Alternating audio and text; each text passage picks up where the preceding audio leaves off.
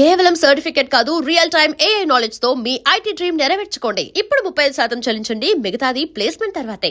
Cinema అనే దానికి నేను ఒక ఎగ్జాంపుల్ ఇస్తాను. ఒకరోజు నేను చెన్నై నుంచి ఇంటికి వచ్చాను.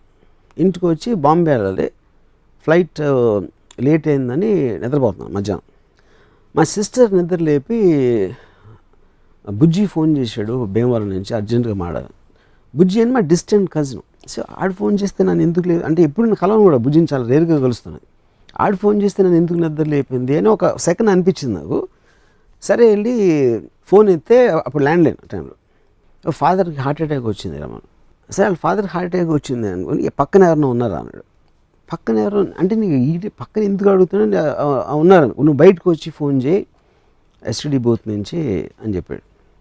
సో నేను ఫోన్ పెట్టేసి అక్కడ మా కాలనీ చివర ఉన్న ఫోన్ బూత్కి వెళ్తా ఉంటే నడుస్తూ ఉంటే ఎందుకు నన్ను పక్కన అడిగాడు అని స్లోగా I realise that he's talking about my father. అంటే మా ఫాదర్ ఊర్లో లేరు కూడా నాకు తెలియదు అప్పుడు, ఎందుకంటే నేను ఆ రోజు పొద్దున్న చెన్నై నుంచి వచ్చాను. సో వెనకాల మా బావగారు వస్తూ ఉంటే మా బావని అడిగాను, ఏంటి నాన్నగారు ఎక్కడ ఉన్నారంటే భీమవరం లేదండి. Then I realised. నేను STD బూత్లో నుంచి ఫోన్ చేస్తే ఏంటి బుజ్జి అంటే, లేదు రాము పోయారు, ఇప్పుడు బాడీ అక్కడికి తీసుకురావాలా, మీరు ఇక్కడికి వస్తారా అడుగుదామని ఫోన్ చేశానని చెప్పాడు. సరే లేదు ఇక్కడికి తీసుకొచ్చే అని చెప్పాను. అంటే నాకు I did not feel anything at all. నేను పక్కకు తిరిగి మా బావగారు చెప్పాను, నాన్నగారికి హార్ట్ అటాక్ వచ్చిందంట అనగానే ఆయన అక్కడ రోడ్డు మీద చతికిలు పడిపోయారు. నేను తిరిగి ఒక 2-3 ఫోన్స్ చేసి మా అంకుల్స్కి వాళ్ళకి ఇలా వచ్చింది న్యూస్, మీరు మాత్రం ఇంటికి రావద్దు ఎవరు, నేను అమ్మని ప్రిపేర్ చేయాలని చెప్పి నేను అక్కడి నుంచి వెనక్కి నడుస్తా అమ్మకి ఎలా చెప్పాలి అనేది ఆలోచించి ఒక స్క్రీన్ ప్లే తయారు చేశాను. ఇంటికి వెళ్ళి నేను అమ్మ నాన్నకి ఏదో పెయిన్ వచ్చిందంట, నేను ఇక్కడ తీసుకొచ్చామని చెప్పాను. మన ఇక్కడ హైదరాబాద్లో బెటర్ హాస్పిటల్ ఉంటుంది కదా, దానికి అమ్మ నేను ఏం లేదని అప్పుడు నేను ఎవరినో తీసుకొస్తా ఉంటే ఆ ఎవ్రీ 20 minutes ఆడితో ఫోన్ చేస్తున్నాను, ఎంతవరకు వచ్చారు, విజయవాడ వచ్చారా, ఇక్కడ వాడెవర్ మధ్యలో ఉండే ప్లేసెస్ నుంచి. సో టోటల్ వీళ్ళందరూ చుట్టాలకు తెలిసి వచ్చిన వాళ్ళందరినీ రోడ్లకి ఆ పక్కన ఈ పక్కన ఆపించేస్తున్నాం. అండ్ ఇదంతా making a film actually. Why to create one effect on my mother, how to prepare her slowly, ఆమె సింక్ అన్ని ఎలా చేయాలని స్క్రీన్ ప్లేలో నేను డైరెక్షన్ చేస్తున్నాను. ఫాదర్ పోయారు అనేది నేనేం ఫీల్ అవ్వాలనేది అసలు నేను మర్చిపోయినాను కంప్లీట్గా. అయిపోయిన తర్వాత ఒక పర్టికులర్ టైంలో మా గ్రాండ్ ఫాదర్ వచ్చేసి, అంటే రాత్రి అయిపోయింది, అప్పటికి ఇంకా వస్తున్నారు, దారిలో ఉన్నారు, ఎలాంటివి మెయింటైన్ చేస్తారు. ఎప్పుడైతే మా గ్రాండ్ ఫాదర్ ఒక పర్టికులర్ టైంలో వచ్చి చెప్పనా అని అడిగితే వద్దు మనం లాస్ట్ మినిట్ వరకు చెప్పదని చెప్పాను. తర్వాత నేను నిద్రపోయిన తర్వాత ఒక 2 o'clock రాత్రి మా కజిన్ నిద్ర లేపి కారు వచ్చిందన్నాడు. నేను బయటకు వచ్చి కారు కొంచెం దూరం లాగుంది, మా ఫాదర్ గారు. అది చూసి ఫస్ట్ టైం నాకు స్ట్రైక్ అయింది యాక్చువల్గా, అసలు ఏంటి విషయం అనేది. అంటే సినిమాలోంచి రియల్ లైఫ్లోకి ఒక సెకండ్ వచ్చింది బయటికి. ఇమీడియట్గా లేదు కారు అక్కడికి తీసుకెళ్ళిపోండి, మనం పొద్దున్నే తీసుకొచ్చి ఇమీడియట్గా చేసి పంపించేద్దాం. ఆ కారు తీసుకెళ్ళిపోయారు. ఈ లోపల మా గ్రాండ్ ఫాదర్ చెప్పేశారు మదర్కి, తను షీ వాజ్ క్రైంగ్. సో నేను వెళ్ళలేదు అక్కడికి, ఎందుకంటే I don't want to see her cry. తర్వాత పొద్దున్న అక్కడికి వెళ్ళి ఆ బాడీని బయటికి తీస్తూ ఉంటే మా సమ్ అంకుల్ ఎవరో అన్నారు, ఆ ప్రాక్టికల్ ఆస్పెక్ట్ ఆఫ్ బయటికి తీసుకొస్తూ ఉంటే ఆ కాలు కొంచెం టైప్ పెట్టండి అంటే అలాంటిది ఒక ఇన్స్ట్రక్షన్ ఇచ్చాడు. అంటే మనం ఫర్నిచర్ ఏదో తీస్తూ ఉంటే చెప్తాం కదా, ఒక ప్రాక్టికల్ ఆస్పెక్ట్ జరపటం అనేది. అలా మా ఫాదర్ని అంటున్నాడు అని ఒక టక్కని కోపం వచ్చింది నాకు. నార్మల్గా అసలు ఎప్పుడు కోపం రాదు, కానీ నా లాజికల్ బ్రెయిన్ అదొక ప్రాక్టికాలిటీ ఇన్స్ట్రక్షన్ ఇస్తున్నాడని నాకు తెలుసు. కానీ అనే విధానంలో నాకు అక్కడి నుంచి ఐ జస్ట్ వెంట్ ఆఫ్. నేను నడుచుకుంటే ఈ బంజారాస్ రోడ్ల మీద అంతా తిరిగేసి ఒక 1 hour ఫైనల్గా ఇంటికి రీచ్ అయిన తర్వాత ఎవరో వచ్చి నాకు మా ఫాదర్ వీల్ రాశారు, బాడీని హాస్పిటల్ డొనేట్ చేయాలి, ఐస్ డొనేషన్ చేయాలనేది. అది సరే నేను అందరూ ఏడుస్తూ ఉంటే నేను లోపలికి వెళ్ళి ఇలా నాన్నగారు ఇలా వీల్ రాశారు అది ఇది అని చెప్తే, అండ్ ఆబ్వియస్లీ మిగతా చుట్టాలందరూ అలాంటి మామూలుగా అలౌ చేయరు కాబట్టి కన్జర్వేటివ్ పీపుల్ వాళ్ళు ఎగెయిన్స్ట్గా చెప్తున్నారు. నేను చెప్తే నీ ఇష్టం, నువ్వు తీసుకో, నువ్వే డిసైడ్ చేయాలి చెప్పిన మదర్. అప్పుడు నేను నాన్నగారు కావాల్సింది చేయాలి అని అనుకుని I went a go head and I డొనేషన్కి. సో ఆ ప్రసాద్ హాస్పిటల్ నుంచి ఎవరు వచ్చారు, ఇద్దరు నర్సులు, నాకు ఇంకా గుర్తున్నారు. వాళ్ళు ఒక ఆటో దిగి ఏదో నడుస్తూ నవ్వుతా జోకులు వేసుకుంటూ లోపలికి వెళ్తారు, నేను బయట నుంచి ఉన్నాను. అఫ్కోర్స్ వాళ్ళకి one more patient, so they can't connect the same way. వీళ్ళ ఇంట్లో రిలేటివ్స్ ఉన్నారు, వాళ్ళు ఉన్నారు అనేది క్వశ్చన్ కాదు. సో వాళ్ళు వెళ్ళి వాట్ ఎవర్ ప్రాసెస్ అందరినీ బయటికి పంపి దానికి సంబంధించిన మెడికల్ ప్రాసెస్ చేశారు. చేసిన తర్వాత ఫైనల్గా అప్పటి నుంచి బాడీ తీసుకెళ్ళే టైం వచ్చి నేను లోపలికి వెళ్ళేసరికి మదరు బాడీ పక్కన కూర్చొని ఏడుస్తున్నారు. వీళ్ళు చేసిన ప్రాసెస్లో అది ఇద్దరు కరెక్ట్గా చేయలేదా ఏం చేయలేదా, ఒక ఐలిడ్ అనేది కొంచెం తెలుస్తుంది. అంటే అది వాళ్ళ మిస్టేకా ఆ ప్రాసెస్ అనేది నాకు గురించి తెలియదు. అప్పుడు నాకు కోపం వచ్చింది సార్ నా మీద. అంటే పాయింట్ అంటే మా మదరు తనతోటి ఒక 40 years ఉంది. తనని ఆ పరిస్థితిలో మా ఫాదర్ని చూపించాల్సిన డెసిషన్ తీసుకుంది నేను. Of course I didn't know that's how it will be. అప్పుడు కేవలం ఒక పోయిన ఆయన మాట నిలబెట్టుకోవటం కోసం ఒక బతికినోడిని అలా సబ్జెక్ట్ చేయటం అనేది నేను ఎన్విజన్ చేయలేకపోయినా అనేది నా పాయింట్.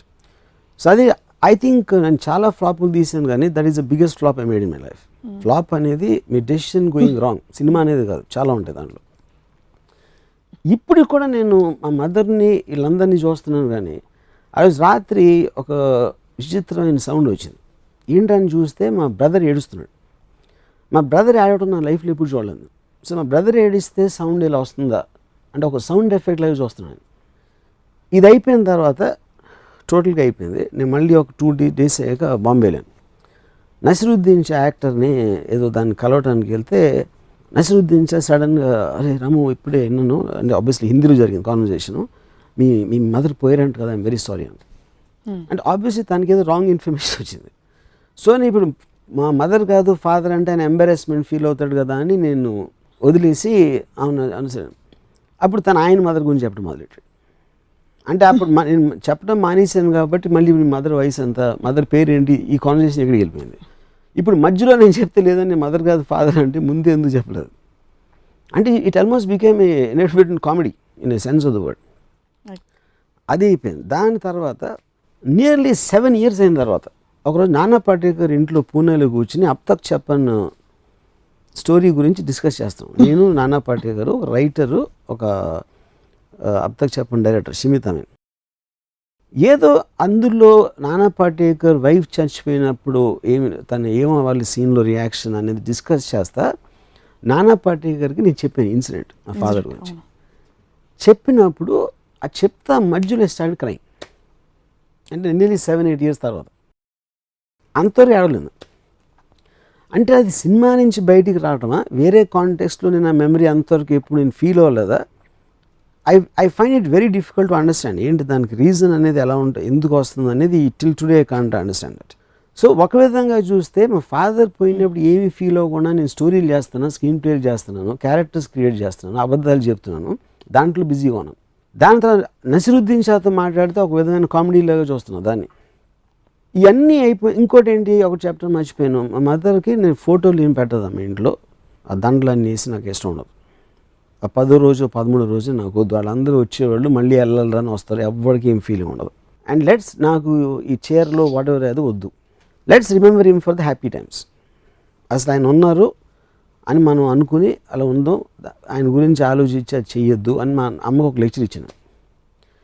లెక్చర్ ఇచ్చిన తర్వాత నెక్స్ట్ డే మళ్ళీ మా అమ్మ యాడ్ అవుట్ అయినాను. నా లెక్చర్ పని చేయలేదని నాకు కోపం వచ్చింది. ఇంత చెప్పినా కూడా అర్థం చేసుకోలేదంటే. సో ఇలాంటి ఆస్పెక్ట్స్ అన్నీ జరిగినాయి ఏది ఈ ఇయర్స్లో. కానీ నేను ఏడ్చింది మాత్రం 7 ఏళ్ళ తర్వాత నాన్న పాటేకర్ ఇంట్లో ఏడ్చాను. సో అది ఏంటో అసలు ఐ కాంట్, అంటే ఒక ఎమోషన్ని సప్రెస్ చేసి దాన్ని ఐ డింట్ వాంట్ టు ఎక్స్ప్రెస్సా లేకపోతే ఏంటి అనేది నాకు తెలియదు. కానీ ఈ హోల్ థింగ్ ఫ్యామిలీలో ఒక పర్టికులర్ ఆస్పెక్ట్ అంటే నాకు because you have some kind of relationship, వాళ్ళు ఏమైనా చేసినా చేయకపోయినా వాళ్ళకి ఏమి జరిగినా అనేది ఒక ఎడిషనల్ బర్డెన్ అయిపోతుంది. ఆ బర్డెన్కి సమానంగా ప్లెజర్ వస్తుందా రాదా అనేది నాకు తెలియదు. అదంటే జనరలైజ్ చేయలేం, అది ఈచ్ ఫ్యామిలీలో ఒక డిఫరెంట్ ఆస్పెక్ట్ ఉంటుంది, దాని వాళ్ళకున్న ఎక్స్పీరియన్సెస్ బట్టి, ఆ ఫ్యామిలీలో ఉన్న మనుషులు బట్టి. సో నాకు జనరల్గా ఇప్పుడు నేను చుట్టాలు కానీ లేకపోతే అసలు ఎప్పుడు వెళ్ళను, ఎవరి ఇంటికి నేను వెళ్ళను. ఒక ఫ్యామిలీ అనే ఒక ఒక యూనిట్ ఉంటేనే అసలు నేను ఒక ఏముంటుందని, ఇప్పుడు బాంబేలో నా కజిన్ ఒకడు ఉన్నాడు, నా బిల్డింగ్లో ఉంటాడు.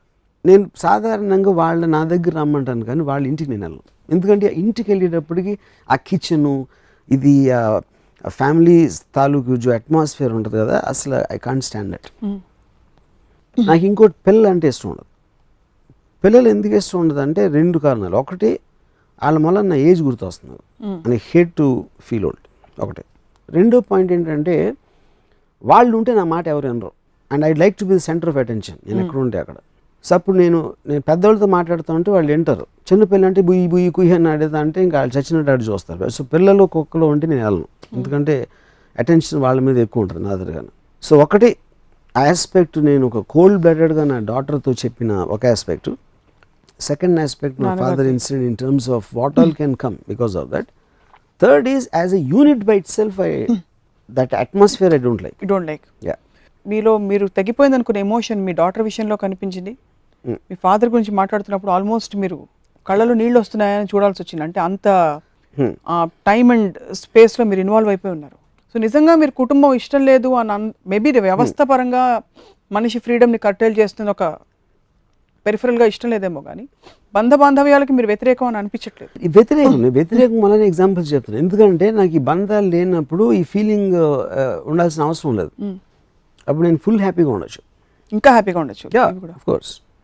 గౌతమ్ బుద్ధుడు ఇదే చేసి వెళ్ళిపోయాడా? How do you understand? అంటే మీరు ఆల్రెడీ పురాణాలు మాట్లాడినప్పుడు అంటే ఇప్పుడు గౌతమ్ బుద్ధుడు ఫ్యామిలీ వదిలేసి తను వెళ్ళి అక్కడ కూర్చున్నాడు. నాకు నిజంగా ఏం చేశాడు సరిగ్గా తెలియదు నాకు, ఏం చేశారో. అంటే అప్పుడు ఏదో ఏమంటారు దాన్ని, యోగి అయిపోయి స్మరణ ఏమైనా చేశారా, I'm not very sure about that. కానీ నేను కుటుంబం వదిలేసి నేను భోగ విలాసాలకు అలవాటు పడిపోయాను. So I can't be compared with Gautam బుద్ధుడు. You went after something, he went after something else. But I went after wine and women, he went after God. ఒక ఆమె మోకాళ్ళ మీద కూర్చుని వీపు మీద పెట్టరా అని పెట్టించుకుని బాగా బరువైన తర్వాత నేను నడవలేకపోతున్నాను అంటుంది. ఫ్యామిలీ ఉన్నోళ్ళ పరిస్థితి అది. సో మీరు ఇప్పుడు జ్ఞాని. అందరూ ఫ్యామిలీస్ ఎందుకంటే ఆ ఇంట్లో అట్లా రాజులాగా ఫీల్ అవుతారు, బయట ఫీల్ అవ్వలేరు. కాబట్టి మీరు ఇంట బయట అన్ని చోట్ల రాజులు. నా వరల్డ్లో నేనే చక్రవర్తిని. పిల్లలంటే మీకు అంత ఇష్టం కదా, మిమ్మల్ని చక్కగా ఒక డే కేర్ సెంటర్లో తీసుకెళ్తే ఏం చేస్తారా మీరు?